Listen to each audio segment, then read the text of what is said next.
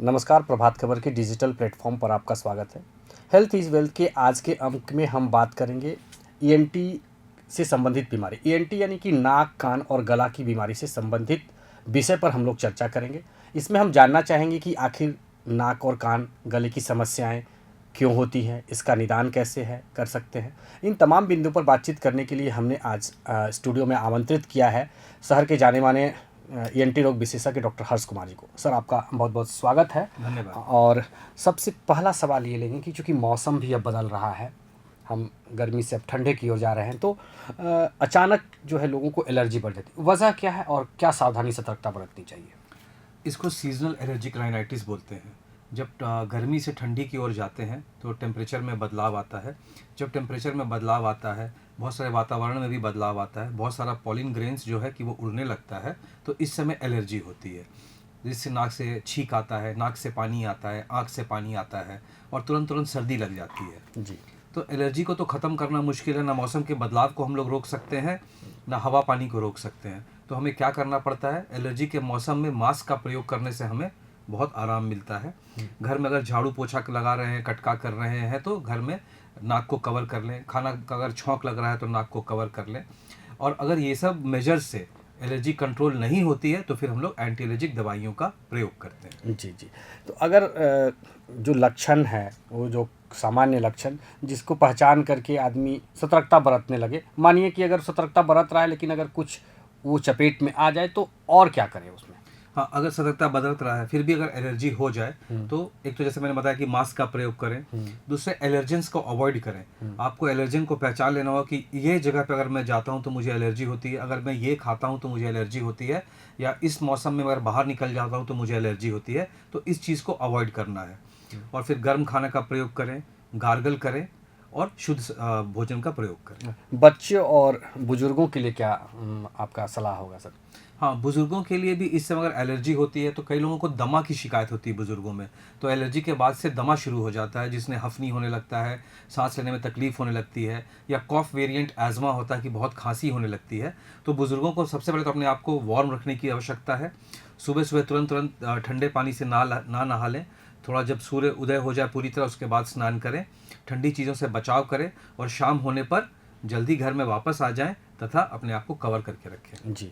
Sir, एक चीज़, दूसरा जो सवाल हम लोगों का होगा, जुड़ा ही हुआ है आम जनता से, कि लंबे समय से तक देखते हैं कि लंबे समय से लोगों के कान से मवाद आना या पानी निकलना है, कुछ इस टाइप का जो है होता है। उसका वजह क्या है और क्या उपचार है सर?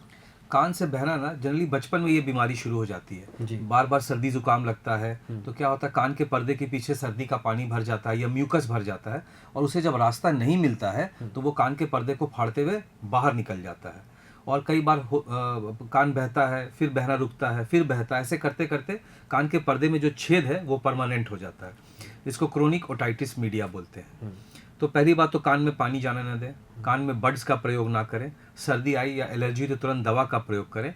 इन सब चीज़ों से अगर नहीं मानता है और ये बीमारी ठीक नहीं होती है तो फिर सर्जरी के द्वारा हम लोग कान का नया पर्दा लगाते हैं और कान के पर्दे के पीछे हड्डी में अगर इन्फेक्शन पकड़ा हुआ है उसको वहाँ से हटा देते हैं।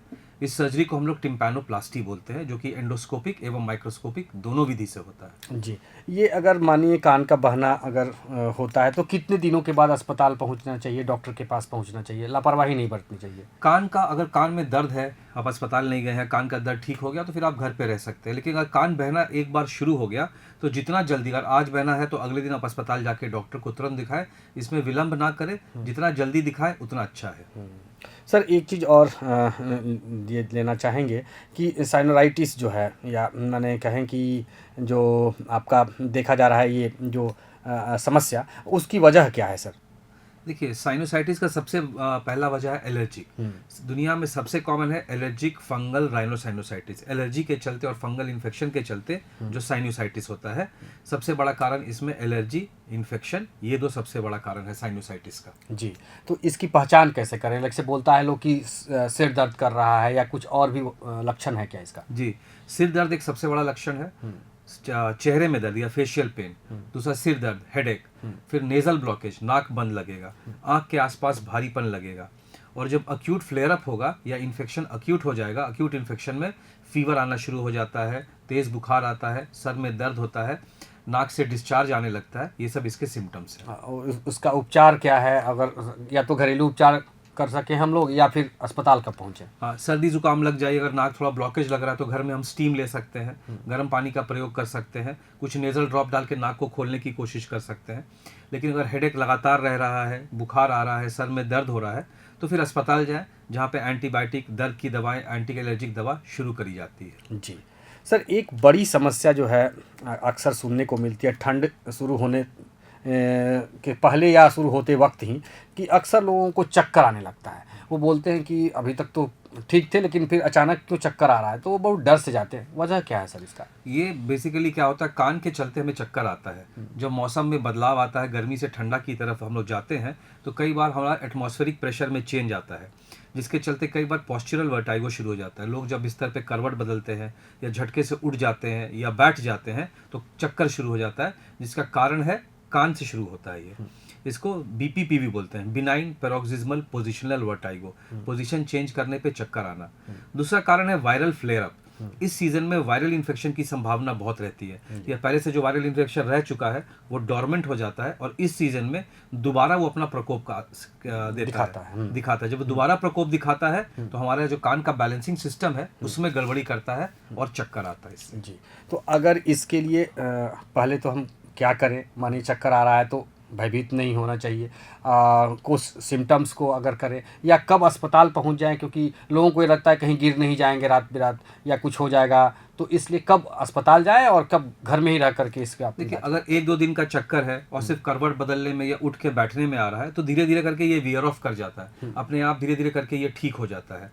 कई बार लेकिन चक्कर लंबे समय तक रह गया, उठते ही चक्कर आने लग जाता है, साथ में अगर उल्टी होने लग जाता है, कमजोरी होने लग जाता है, तो फिर आप अस्पताल जाके डॉक्टर से मिल सकते हैं। जी, तो इसका इलाज में तो पहले अगर थोड़ा मोड़ा चक्कर है तो वेस्टिबुलर रिहैबिलिटेशन एक्सरसाइज करवाते हैं, जिससे रिहैबिलिटेशन एक्सरसाइज से चक्कर धीरे धीरे करके खत्म हो जाता है और कुछ दवाएं दी जाती हैं। अगर चक्कर बहुत ज़्यादा रहता है तो कई बार कुछ पेशेंट्स को हमें एडमिट करके कुछ दवाइयाँ देनी पड़ती हैं, लेकिन 90% केस में ये दवाइयों से कंट्रोल में आ जाता है। जी, एक और महत्वपूर्ण जो सवाल है कि ईएनटी सर्जरी अब व्यापक रूप ले गया है, नई तकनीकें आई हैं, नई एडवांस मशीनें आ गई हैं।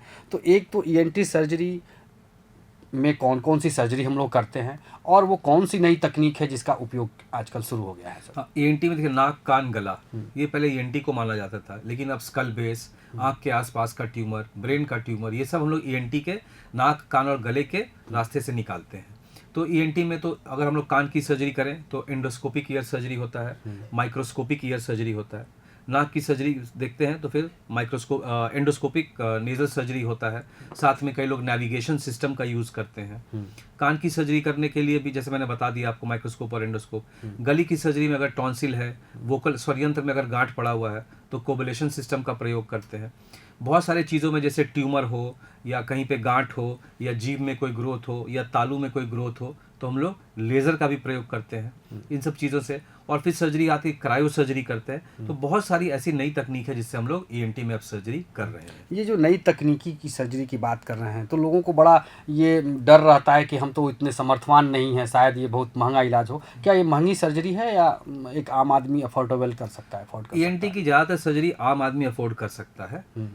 इंस्ट्रूमेंट का चार्जेस तो हाई रहता है, जो भी नई मशीन या तकनीक रहती है उसके चार्जेस बहुत हाई रहता है, उसका रिकरिंग कॉस्ट भी बहुत आता है। लेकिन कोई भी सर्जरी इतनी महंगी नहीं होती है कि या लेज़र ही हो या कोबुलेशन सिस्टम से सर्जरी हो या माइक्रोस्कोपिक ईयर सर्जरी हो या एंडोस्कोपिक ईयर सर्जरी हो, ये आम आदमी के पहुंच में है। ये बहुत महंगी सर्जरी नहीं होती। एक चीज़ और है, क्या इन सर्जरी, ये सब जितनी अत्याधुनिक सर्जरी है, क्या ये आयुष्मान भारत योजना से भी लाभ मिल सकता है क्या? जिन जिन अस्पतालों में आयुष्मान की सुविधा है उन अस्पतालों में ये सब सर्जरी आयुष्मान के अंदर आता है। चलिए, अच्छी बात है। कम से कम गरीब और कमज़ोर आय वाले लोगों के लिए भी एक अच्छा मौका मिल जाएगा। सर, एक बड़ी जो समस्या है, सामान्य बातें हैं, जो भिन्नता है लक्षण नहीं पहचानने में, कई बार देखते हैं कि सामान्य एलर्जी में तो दोनों नाक से पानी गिरता है, लेकिन जब एक नाक से पानी गिरे तो लोग बोलते हैं कि ये थोड़ा सचेत रहने वाली बात है कि हो सकता है कि ब्रेन का जो पानी है वो लीकेज हो रहा हो। क्या है इसको CSF राइनोरिया बोलते हैं। कई बार जब एलर्जी होती है तो दोनों नाक से पानी बहता है। कभी कभी एलर्जी में एक नाक से भी पानी बह सकता है, लेकिन लगातार अगर तेज़ी से नाक से पानी आए जिसको हम लोग वापस स्निफ नहीं कर सकते या उसको खींच नहीं सकें।